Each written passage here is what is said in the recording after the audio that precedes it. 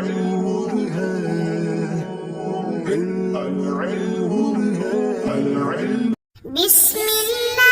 الرحمن الرحيم.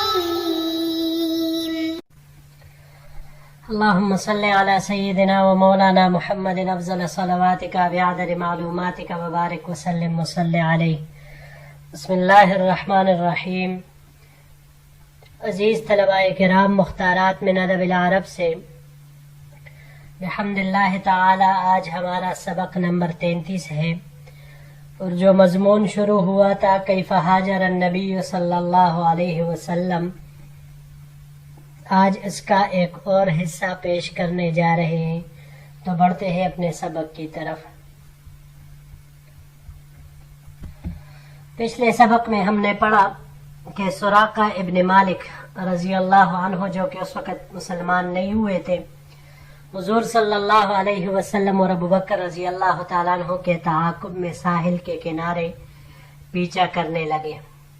تو جب پہلی مرتبہ ان کے قریب پہنچے تو ان کے گھوڑے نے ٹھوکر کھائی اور ان کو گرا دیا.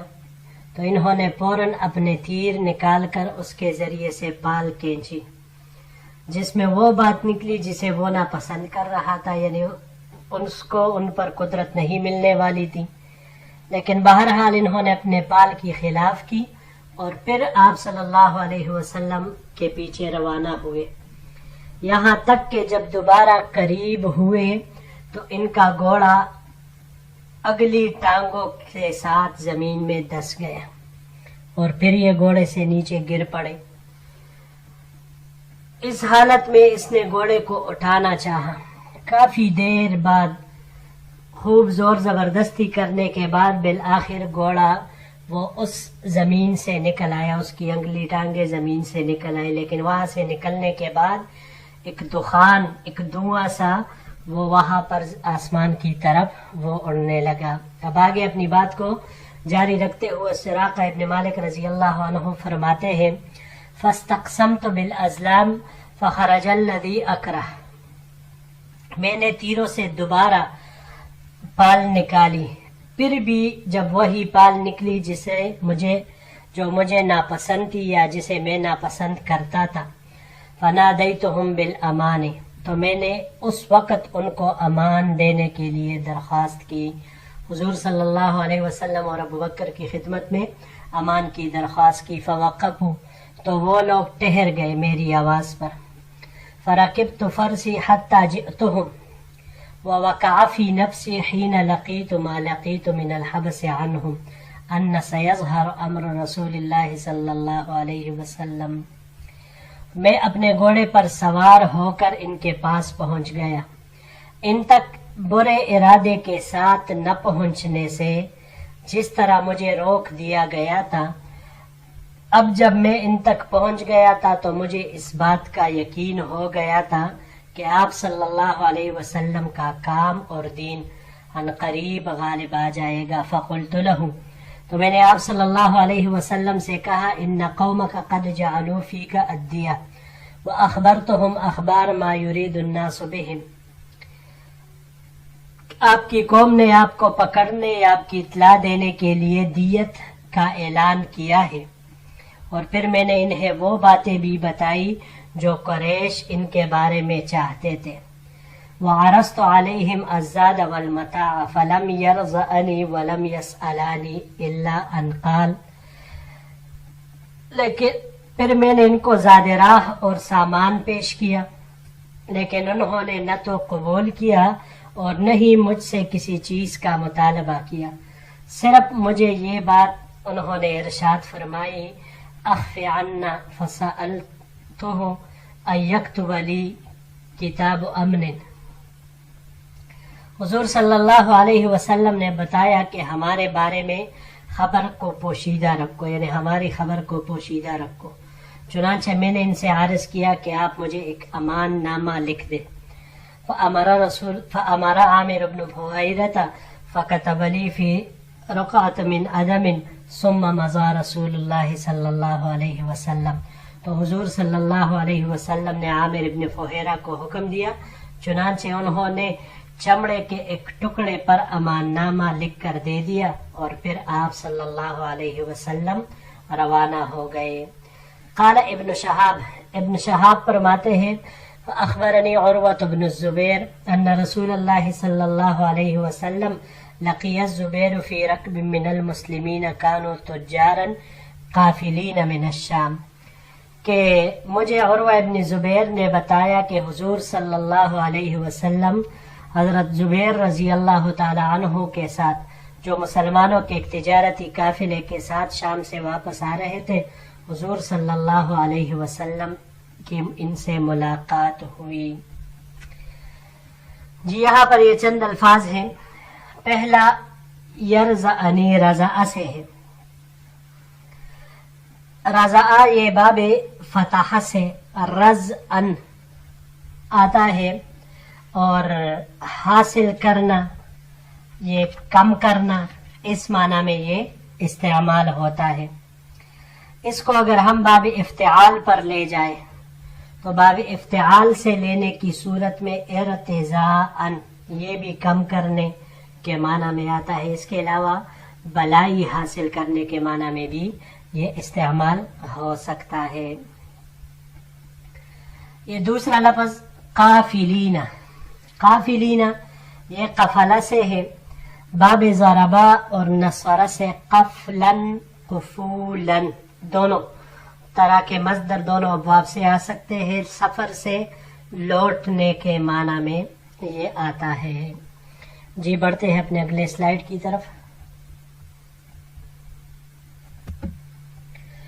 فقص الزبیر رضی اللہ تعالی عنہ رسول اللہ صلی اللہ علیہ وسلم و ابا بکر ثیاب بیاض.